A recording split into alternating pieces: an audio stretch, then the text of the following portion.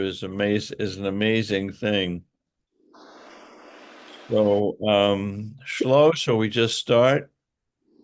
Yeah, give it a second. Just connecting to YouTube, and then I'll start the recording here too. Hi, David. Okay. Looks like we're ready to go. Hold on, Jennifer's coming in. Welcome, Jennifer. So, Amy, you should talk to either Shlomo or Pace. Uh, Maybe um, help um, you. of the band of Yeah, my son-in-law. oh, Pace, okay. that's my son-in-law. They have their band. They play this and that. They do nice concerts with Jewish stuff and Bob Marley as well. I'm just waiting for it to say. I'll be right back. Okay, we're gonna start the recording now. Ready. Pace, if you're banging in there, turn off the sound. Okay, this meeting is in recording.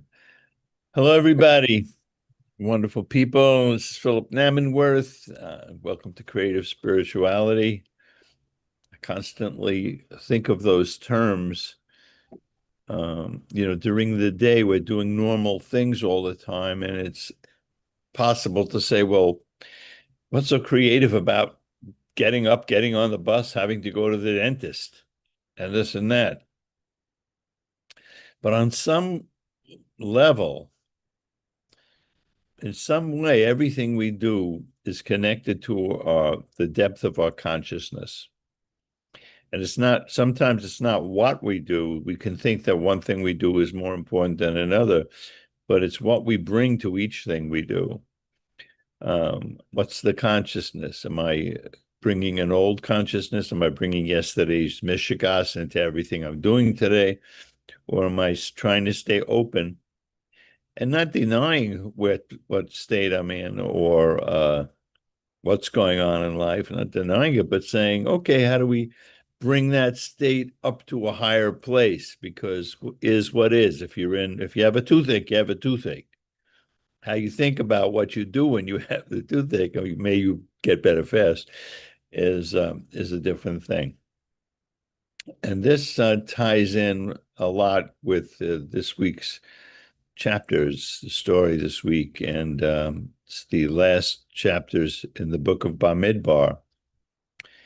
Just as a review, it's interesting that many people think of the Torah as the story of the Jews wandering in the desert for 40 years. However, the first three books, it's not true. They're not wandering in any desert for 40 years. We only start the journey from Mount Sinai in the fourth book of the Torah, in the third chapter. It's, Baal Shem Tov, quoting the Torah, says there are 42 journeys for the Jewish people listed in the Torah. And the Baal Shem Tov, founder of Hasidus, says also that each one of us goes through that in our lives and also every day. So it's a whole, what do you mean by that? It's easy to say that the things that are working in my life feel like they're part of my reasoning and my journey. But the things that feel like setbacks and regressions and stuff, I don't know what to do with them. But the Torah, which is you sort of talking to yourself, is saying that we have to move ahead no matter what the circumstances are. It may not be in the way you would like to be moving ahead, but the very fact that you're in any circumstance gives you the opportunity to ask, okay, what can I do with this opportunity? In other words, we call a step backwards a Yerida L'Tzorich Aliyah, a step down in order to get to a higher place. The Jewish people were slaves in Egypt. And Egypt has Mitzrayim has come to mean a term where you're kind of stuck in your consciousness on a certain level. Now that you could be in a very good place. But is that the end of the road? As the song says, when we come to the end of the road. But it's not the end of the road. Everything is always progressing. So we have two chapters, Matos and Masai. When two chapters are read together, it means that they interact with each other in a different way than if they were read separately. So I want to quote something that happened in the Stiebel this morning. One of the members, we go to a little Stiebel. We love it. And it's usually hard time to get a minion, but it's a nice group. And someone, as the Rebbe was talking, he said, I don't know, every time you read something, it feels like the Torah is talking to me. And I said, boy, lucky you. Because in the end, the Torah is you talking to you. Because you have to be able to answer the question, what do these things in the Torah have to do with me? What do I care about this Abraham guy from thousands of years ago and Isaac and Sarah? What I mean, and the burden of proof is on us, to have some idea about how they affect us daily, and B, if possible, to be able to communicate that to others, because if the Torah is a blueprint, the blueprint has to be readable. When you look at a blueprint, it's got a lot of blue, it's written in blue, it's called the blueprint, and it shows you the design of the structure and where things go. It may not tell you why. It may say the sockets are all on the left side of the building, but it may not tell you why, but it tells you if you don't do it that way, the whole plan is going to fall apart. A lot of times, we get involved in the little notions of our life and forget to look at the overall big plan. What's the overall big plan? What's the story of the Torah? Coming into the promised land. Making your way towards your mission, towards your purpose, with a consciousness that's very inclusive and divine. What do you mean divine? We're people. We're just like blood and bones and everything. Yeah, we can do good things and everything, but we don't develop wings like angels. But we develop something higher than angels, because each angel has one job. What does that mean? It means that each angel represents a level of divine consciousness. One level. What about a person? What about an animal? An animal develops to a certain level and stops. A lion doesn't get up and say, I've reached pretty good. I've got a lion. I've got a pride and everything. I think I'll build a condominium. He doesn't say, I want to go higher. I'm not sure if that's higher, but they're in their place. But a human being can develop an anxiety, and it's not unhealthy, or a feeling of antsiness, even cry, because you're standing still. You could be in a good place, because the urge is to constantly be moving forward. It's not to have more. It's not the person with the most toys wins. It's just that once you reach a certain level, and that level can become integrated in your life, then it's time to move on and add something to it. Just as it's like in your friends and your children. Most artists do it. Many artists respond to the times that they live in, or of every piece of art is a statement about not just the painting itself or the music. It's a statement about art itself. You don't just write a song. It carries, if it's deep enough, a statement about what a song is. So the Alter Rebbe says that every Jew travels by song. Our souls travel by song. So yesterday, I had to go for a procedure, a colonoscopy, endoscopy, and I had to sit around and waiting for this and that and the other thing. And I had a very lovely guy watching over me, a registered nurse, and I told him I was a musician. He said, I live in an apartment with 2 pianos, but I don't play at all. So I wish I played. I said, why do you have 2 pianos? I don't know. My parents wanted me to play, so they bought me one piano, and then they bought me another piano. I just like the ridiculousness of that. So I'm just telling that story because things are not always logical. Logic isn't even logical half of the time. So I said, you should never feel bad about that because every soul travels by a song. But what that means is the gifts you were given, the talents you have, your unique view of the universe is your song. You're a person who takes care of people. You work in the ICU. You help people here. That is your music, and that's meant to carry you through life. And once we understand that, things have more purpose. And it also can explain why we sometimes feel antsy about standing still. And it's not a bad thing. As we can quote Pirkei Avot, it says, "Aseh lecho rav and chani lecho chaver," make yourself a rav, but get yourself a friend. So when you're in that state, you have people you can talk to about it. What if we study the entire Torah, but it seems like separate from us? Separate meaning ink on paper. What's the difference between ink on paper and engraving? When something is engraved, the stone and the letters are one piece. Our job is to learn so that the ink on paper becomes part of us.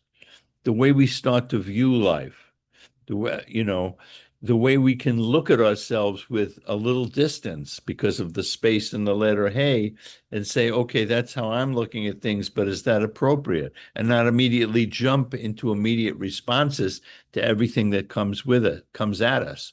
Because people who know how to use those techniques will throw things at you verbally that they know that will confuse you. But we have a space in the letter hey, we can stop and go, mm-hmm. Don't have to answer everything. But okay, so we ask ourselves, why do I feel this way? I'm keeping things. I feel like I'm in the game. I'm studying. Well, the thing is, study affects the mind. And mitzvahs, activities with normal objects affect the entire body. So in order to bring your study into your life, you have to, that's why we have Torah and mitzvahs. A mitzvah is a connection. It connects your intellect to your being, to your physical being. We've discussed this in the past. It's like saying, oh, I know, I've met people over the years say, I don't keep the mitzvahs, but I teach this and that. Well, who are you? What are you? Were you dichotomy? I learned one thing, but I am another. They asked, someone once asked Bertrand Russell, I heard from my teacher, he said, you teach ethics, but you don't act that way. And his answer was, yeah, I teach mathematics, but I'm not a triangle. This is not a Jewish way to live. The Jewish way to live is, okay, I've started studying. Let me try to integrate this into my life. How does it apply to me? Who can I ask how? And then in the end, the only proof of whether anything is really vibrating with you is, does it make a change in my life? Does it make a difference? Does the song touch me? And if it does touch me, how do I bring it in to make it mine? And that's what the physical mitzvahs are. Whatever you do brings it into your body. Now, we also have a mitzvah of prayer.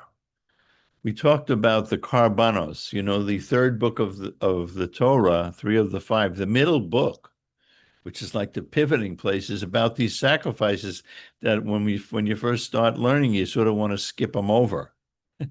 And you bring this and you bring that, you sacrifice this, but the idea is that is the counterpoint between elevating your soul and taking what you've learned and now you pull an energy into the world through your mitzvahs. You give tzedakah more. You call a friend in need. You do it on purpose. You don't just do it because you're that kind of person. You do it because it's a mitzvah. What can I do today?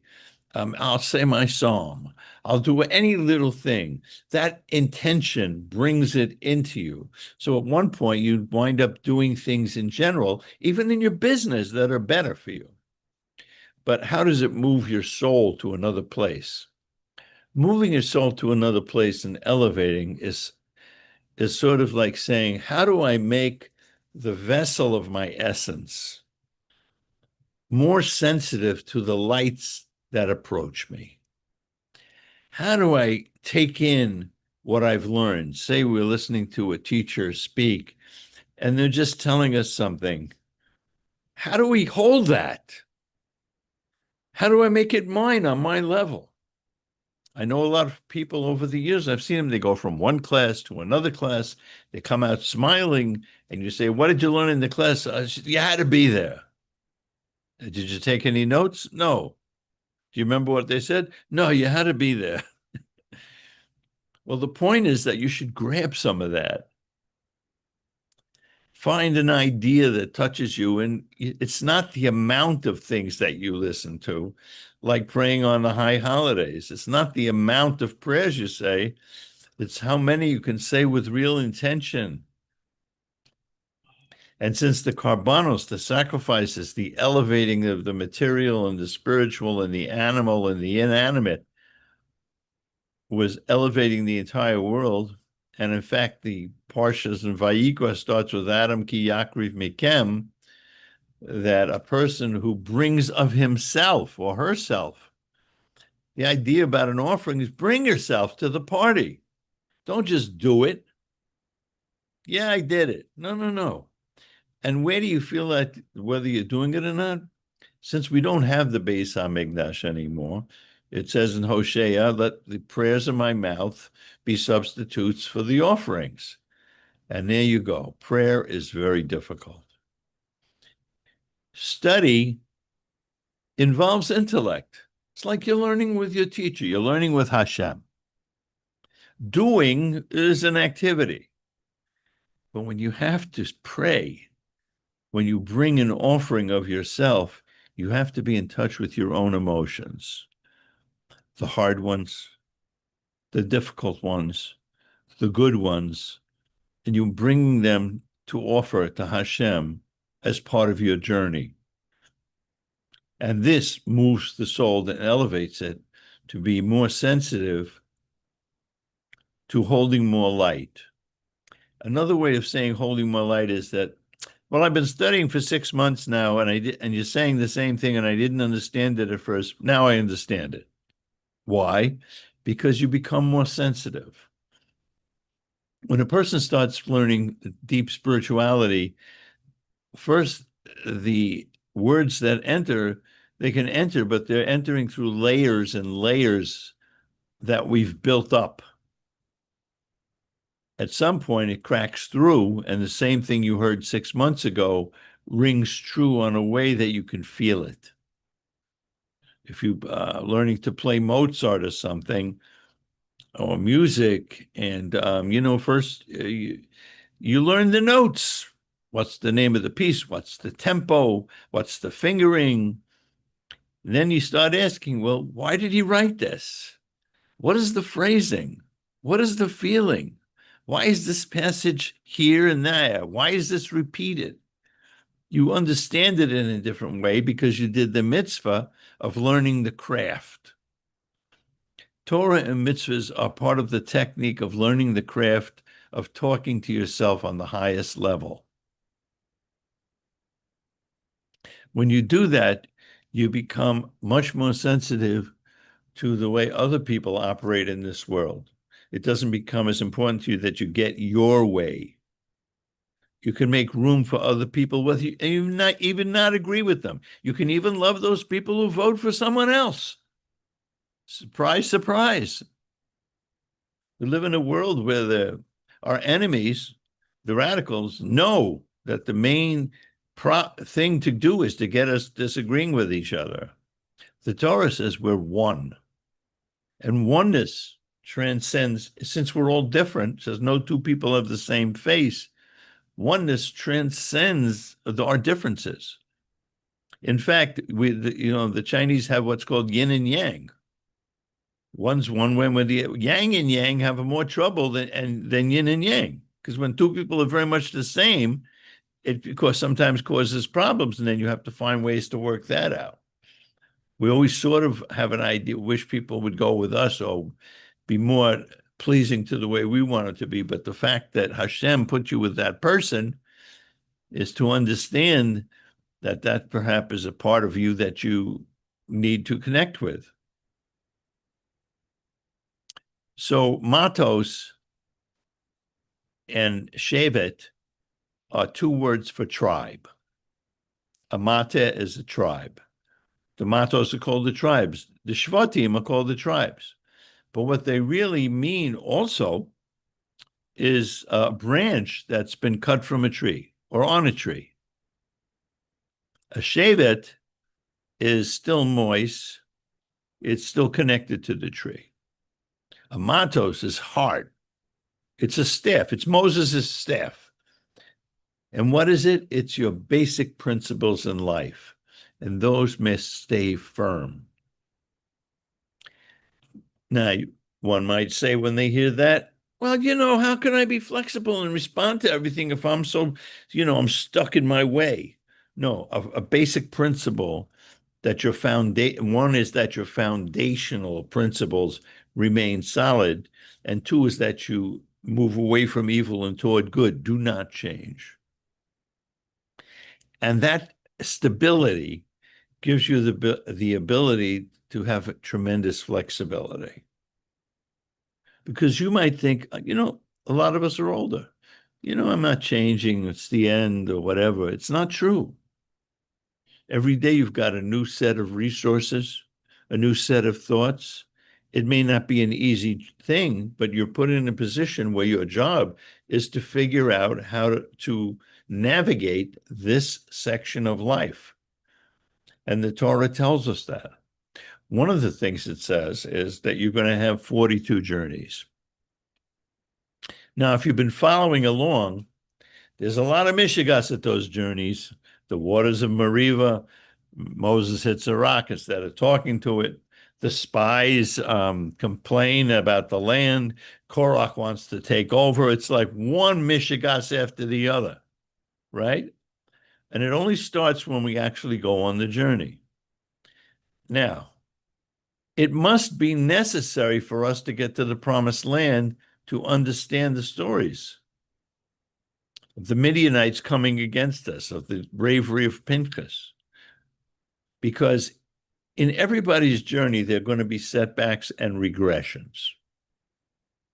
You might think these are pauses between when things get better, and that way you can miss a lot of your life. The fact is that whatever Hashem puts in front of you is necessary for you to climb higher. You may not see it now any more than you see having a toothache when you go there and the dentist discovers that he can do something to save all your teeth, right? I'm not saying we understand why certain things happen. It's not in our knowledge, but how you relate to life. We've seen poor people and people in devastating situations with a smile on their face all the time.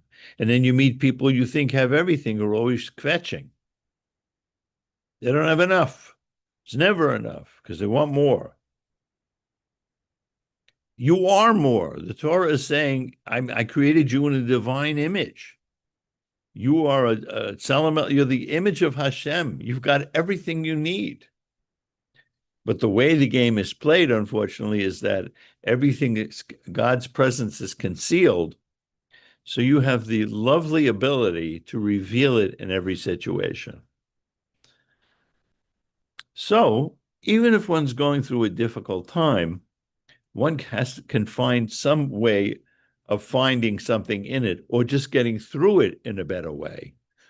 Can't always say, oh, it's wonderful, I broke my arm. You know what I mean? Okay, that happened. Let's see what happens. Let's see who I meet, what I do. Let's see how I handle my suffering this time.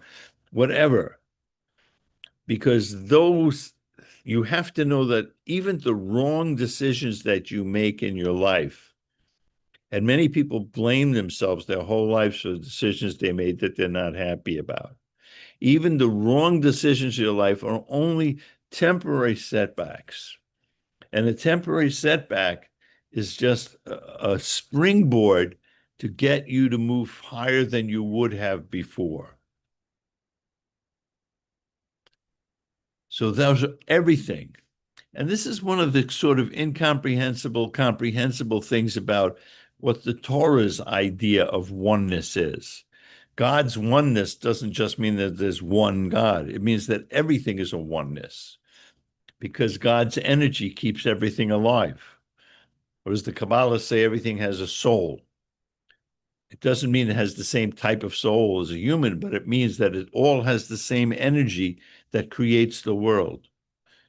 God created the world with the 10 statements, and it says in Psalm 119, and I think verse 86, forever your word stands in the heavens. In other words, the words, let there be a firmament, are there.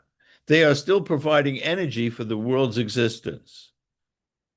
Your life, as you know, when God forbid a person passes, the body's still there. The soul has left. What soul? I never saw it while I was here. But we know that it's soulful. We know that that energy was given to me to go in my corner of the world, take my resources and circumstances and make some changes, even if they involve moving from that corner of the world because I can't do it. One of the first things that God tells Abraham is, Lech lecha me'artzecha mimoladecha umibeis avicha. Go to yourself, get yourself out of your subjectivity, the place you were born and your socializing and your parents, and I'll show you a guy who's you, really. Now, is it ever possible to get rid of those things? No. If you don't hear your parent's voice yelling at you once in a while, something's wrong. What it means is that I know what's operating at that moment. I know that part of this is maybe something I inherited, or some of it I've been hanging out with this group. You see today in the protests where people are so vulnerable, they're just adopting attitudes they've never thought about, really. Just adopting attitudes. Their free thinking is gone. Noam Chomsky said something very interesting. He said the best way to control people is to set the boundaries on the topic and then let them discuss whatever they want within that topic. Fight about it, do everything so you think you have free will, but there's a limit around it. You can't ask other questions. The Torah is based on all asking questions. The Torah method, which is two people sitting opposite each other, what are they doing? They're not playing pinochle. They're not saying, oh, that's nice what you said. They're saying, why are you saying that? Prove it to me. No, I don't agree. And your job is within the realm of Torah to make your point. So you learn how to have a discussion, and you have to admit when you're wrong, and to fight for what you believe based on your principles. I heard something recently, I think I've spoken about it. In Korea, they've started teaching Talmud and teaching other things in the way that we learn in yeshivas, because they found out that was why are Jews so successful? Because of the way we study. So when your mother yells at everything you did, she's really training you. She's training you how to deal with that force in life. Should all be well. I've met many of the parents of people in this class. Wonderful. And Matos means your basic principles, but Masai means a journey. So are we standing still with our principles, or are we journeying?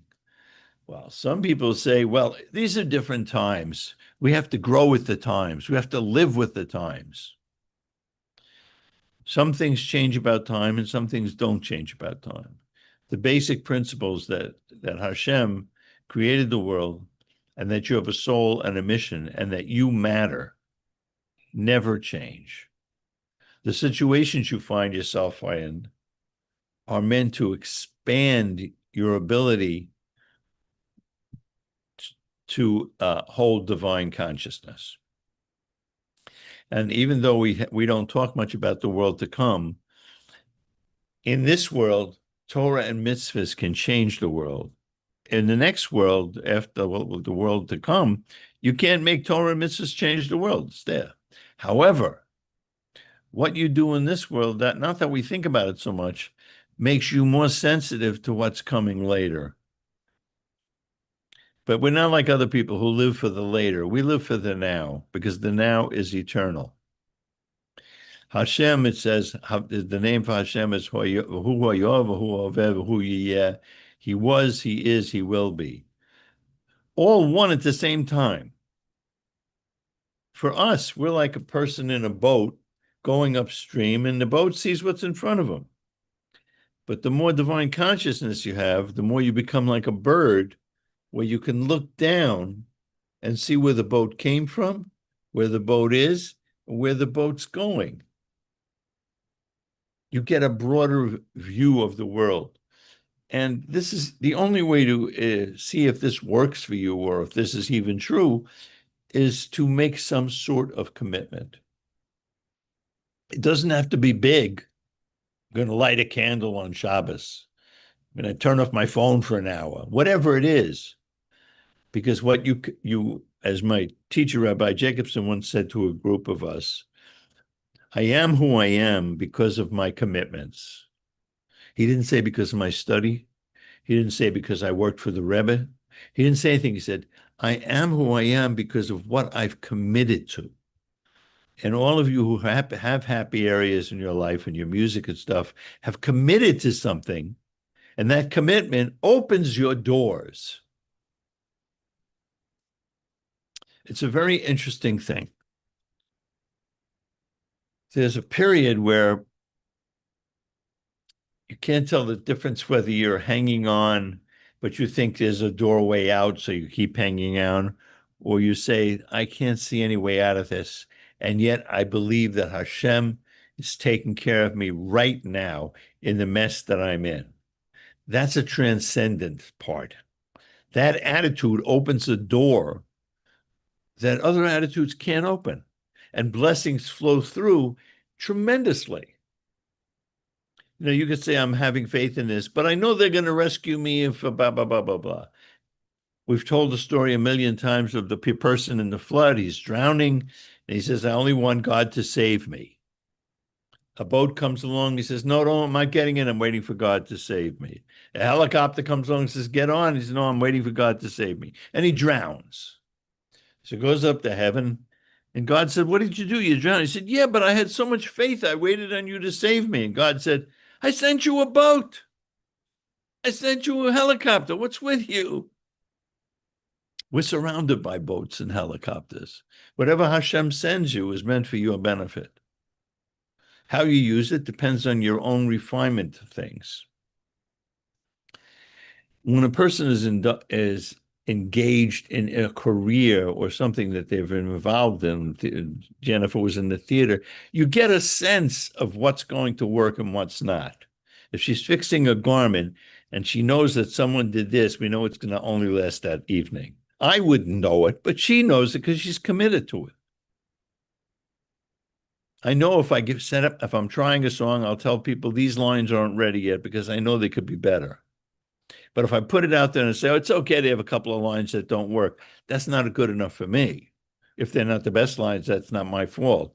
But if I let them go and I don't really try to do the best I can, and doing the best you can often is measured by the response you get from other people. Hashem says, Hashem honors those who honor others. The more we're nice to other people and do things for other people, the more blessings. We don't do it for that, but it's not different from being that's just the way I am. I'm born with that thing. What's going against us? Well, when we're born, the society says education is for this purpose, and then they want you to be like everybody else, and this and that. And then later you find out from people who are successful that they hated school. They wanted me to be that, but all I wanted to do was tell jokes or draw pictures. Doesn't mean you don't have to learn. Today, they're trying to train everybody to be a political operative. It's crazy. Teach people to read. Teach people to think. not to swallow. You know, there's a real tip-off when you talk to a group of people and each one gives you the same answer. It's a real tip-off. Or for no matter what you say, they have an answer ready. That's brainwashing. They call that fire hosing. They are taught to think and give answers to things so that you won't have time to absorb and have a conversation. And unfortunately, it leads to a lot of separation and disparity in America, which I don't know. I've always loved this country. I have to tell you. I was in the hospital yesterday, and my doctor was from Dominican Republic. One nurse was from Haiti. The anesthesiologist was Chinese. The woman who put in my IV was from Korea. The assistant to the doctor was from one of the Arab countries. I looked around and I said, this is America. This works. They hate us because it works here. Because the foundational principles, even if we don't live up to them, is that all people are created equal. No other country ever started that. It doesn't say that their outcomes are going to be equal. It says you're created equal. It means you have an opportunity. No matter what state you're in, you have to say, what opportunities do I have with what my resources are at this stage? From that place, you can move forward always. And for that, we need to have friends to tell us. Remember taking acting lessons, and I was the worst one in the class. My teacher said, he studied with Stella Adler, and he said, the audience will give you a little bit if you're trying a little harder.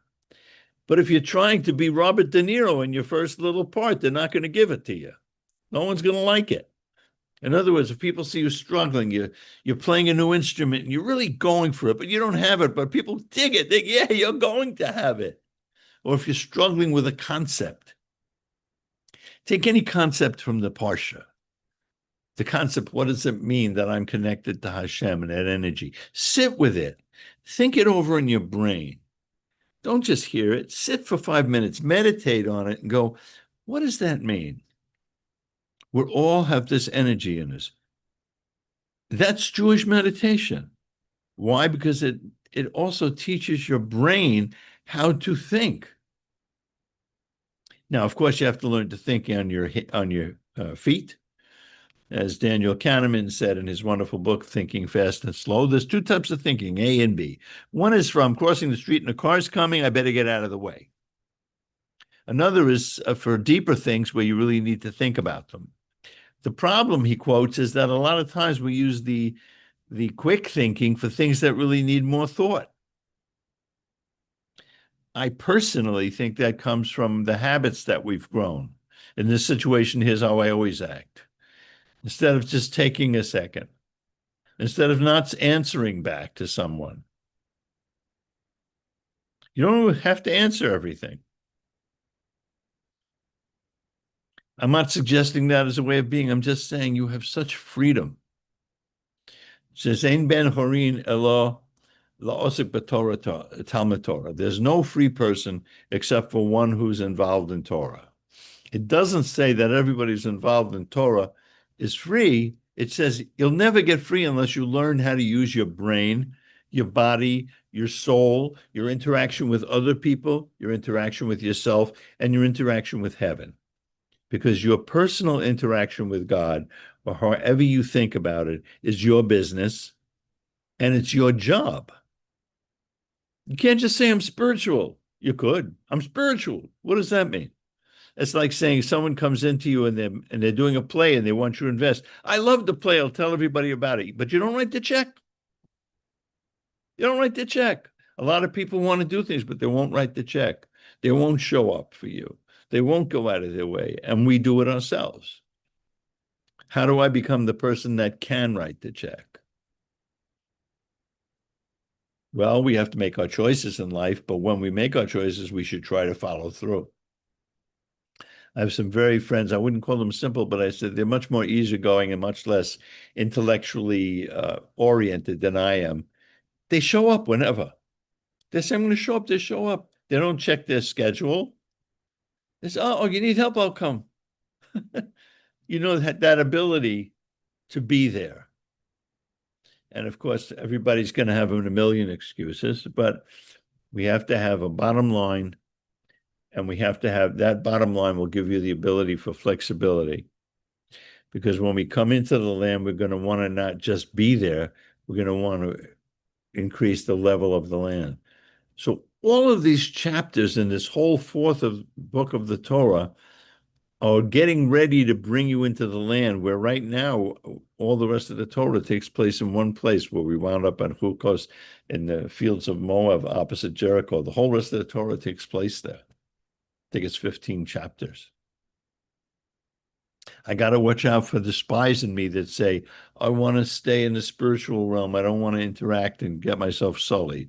We got to watch out for Korach, part of us that says, well, I'm the equal to people who studied 50 years because God made us all. No, if you're going for knee surgery, they're not asking you just because you studied the book to do the knee surgery. You want someone who does 5 to 10 a day. But when it comes to spirituality, we all think that we're Moses. And sometimes we make the mistake of thinking we're not Moses, because you are Moses. There's a spark of Moses in everyone. And that spark is the thing that helps you conquer the Pharaoh in you when it gets stubborn. Because we each go through a place where there's a certain stubborn part of ourselves. How did Moses get through it? Moses got afraid of Pharaoh at the very end. He says to Hashem, you come with me, because Pharaoh was the embodiment of one of the strongest lights in the universe, unshielded. Hashem said, don't worry, I'm coming with you. So I say to all of you, don't worry, Hashem's going with you. Don't go to places purposefully to put yourself in trouble. And since Passover is the holiday that we're most familiar with, and we've discussed a million times that coming out of Mitzrayim means freeing yourself from your the places you're stuck, your limitations. Well, you can have good limitations too. Someone once came to the Lubavitch Rebbe and said, Rebbe, what do I need this stuff for? I make millions of dollars, got a family, I got a house. What do I need this? And the Rebbe said to him, oh, you're a stone? You're never going to grow? You're a stone? We're not stones. We want to feel like we're moving. We want to, I remember speaking to a guy in shul who, I don't know, he couldn't commit to the relationships and kept asking questions. And I just said to him, I hope you're not asking me these same questions in 3 years. And when I met him again, he was asking the same questions. The Baal Shem Tov says, for every question, there's an answer. For every answer, there's another question. But the question shouldn't be on the same level as the last question.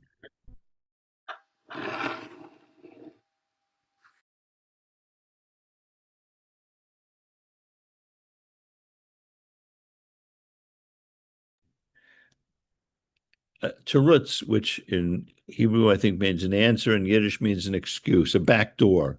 Well, I like her, but yeah, the job is good, but always looking for a back door. In things in life, things never seem perfect. They're perfectly the way they are in a way. In other words, things are a trade-off. You get married, you're not going out with other girls. You have children, you're not going to the movies as much. But what's the trade-off? If you're afraid that you're going to be stuck in some place, and yet the very place that you think that you're in, as the Rebbe would say, you're not stuck. If you feel stuck, you're not stuck. You're in a place that wants you to figure out still what to do there. Okay? You can't seem to get out of this place?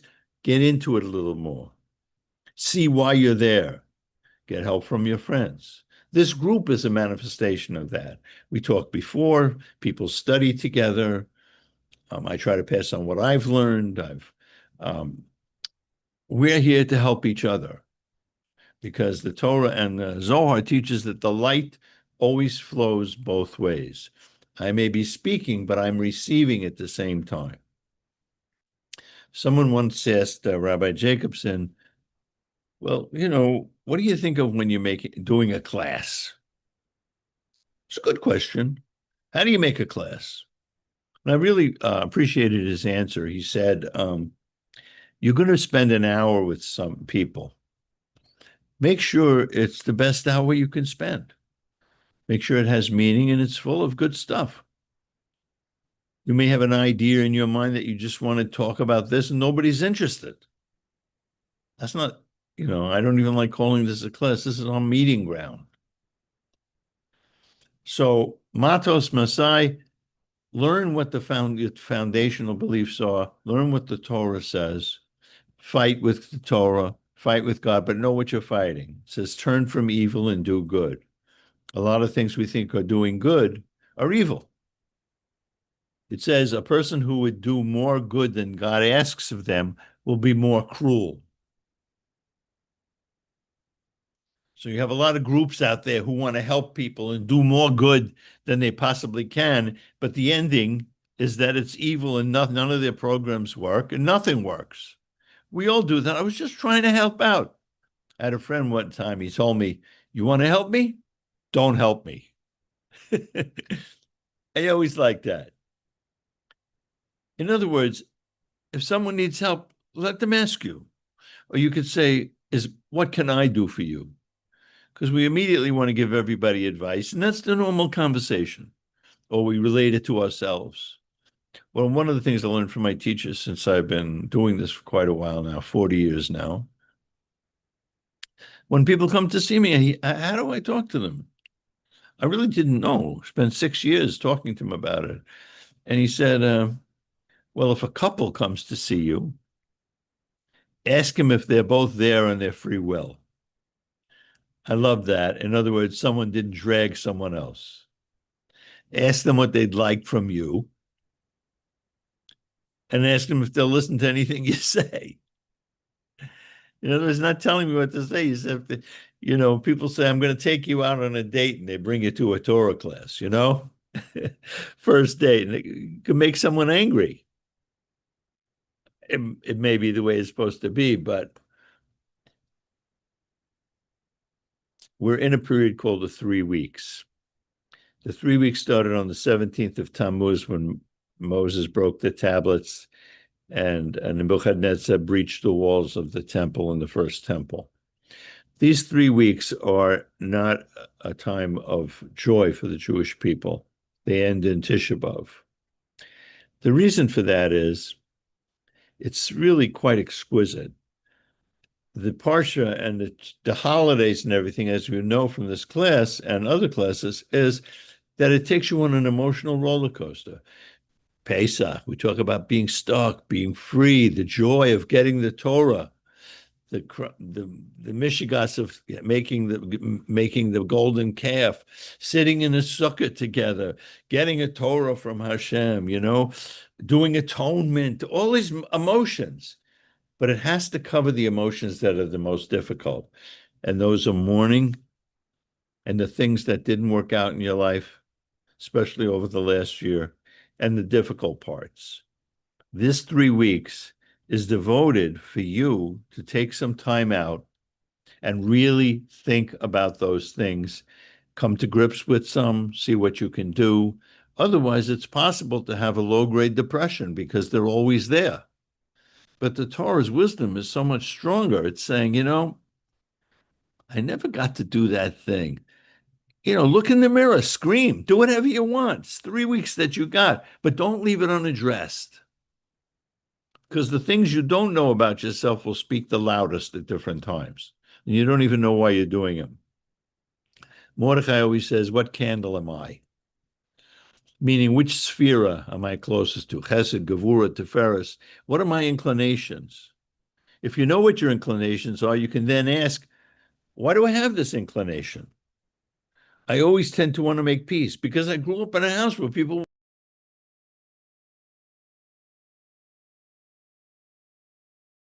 at it, I realized that peace is really when two divergent things come together and make a third thing. It's not just the absence of war or enmity. That's why 3 is the number of unity in Judaism.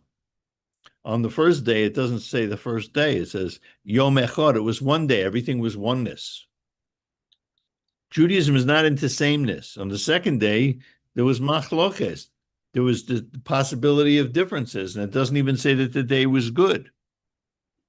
On the third day, Tiferes, it says it was good twice, because the ultimate oneness is when diverse forms can get together and form something beautiful with all their differences, like a painting of many colors. And all of these things I present as thoughts for your palate, and hopefully they resonate somewhere, and you'll take them with you. But over the next 3 weeks, it's really a time for a little bit of introspection, if you were thinking about it, if you've had stuff, and go for the stuff that's hard, that you've been avoiding. Maybe you need a friend to talk to also, because this is the time of year that's open for that. And also, there's a feeling of intellectual integrity. Hashem says, I'm going to send you a message. If there's something, you're in a relationship with someone, right? You see something's not right, but you say, we won't talk about that now. 3 months later, you're gone. It's going to come up. If you've got a problem or something that needs to be changed, you do the hard work of going for it, so Hashem doesn't have to send you something tougher to remind you of it. Because you have freedom. In fact, in the Zohar, it says a very interesting thing. It says the Jews were suffering with kal vachomer, and not kal vachomer, chomer v'levanim, with bricks and mortar. They made them build. This is suffering. So the Zohar, in an amazing passage, says, we all have bricks and mortar. You're going to suffer somewhere. Everybody is destined to suffer somewhere. If you choose to suffer with kal vachomer, the rules of the Torah, and struggling with the meaning of Torah and living a Torah life, that is erased from the other parts of your life where you were destined, because you were only destined to have a certain amount of stuttering, of suffering. That's an incredible thought, right? I could really I'll do this, but it comes off somewhere else, because we're only given a certain amount. Of joy, we're giving an unlimited amount through everything. So I give everybody a bracha that we learn to know what our foundational periods are, our positions are, stand with them, and use them to create a growing flexibility so you can hold more and more divine consciousness and move ahead through study and mitzvahs and prayer at your level, and struggle with them rather than having to struggle with other things. Because this is the way you grow and become more sensitive, and the ripples of any person doing that affect everyone around them. Because we want to be around people like that. When you meet someone who handles things in a better way, sometimes you just go, why don't I think of it that way? This person is so much less mishigas, or let me argue with them and see why they think that way. Anyway, thank you very much for tuning in. This is a bunch of years now that Lindy set up the class. I want to thank Uncle Stephen. I want to thank Shlomo and Pace and Lindy and everybody who attends the class. If you know someone who you think might benefit from the class, please tell them. We are online now. We are, if you go onto YouTube, Creative Spirituality, Philip Namenworth, or I could send you a link. You'll come to the classes. People can even watch it live. So I thank everybody for that, because part of my mission is to spread light, not just to keep doing what we're doing. And I'm getting a lot of help from the class. Good to have Charlie with us tonight, Noam and everybody, Julie. Wish you a good Shabbos. This is Philip Namenworth saying, see you next time. Creative Spirituality, Bracha v'Hatzlacha.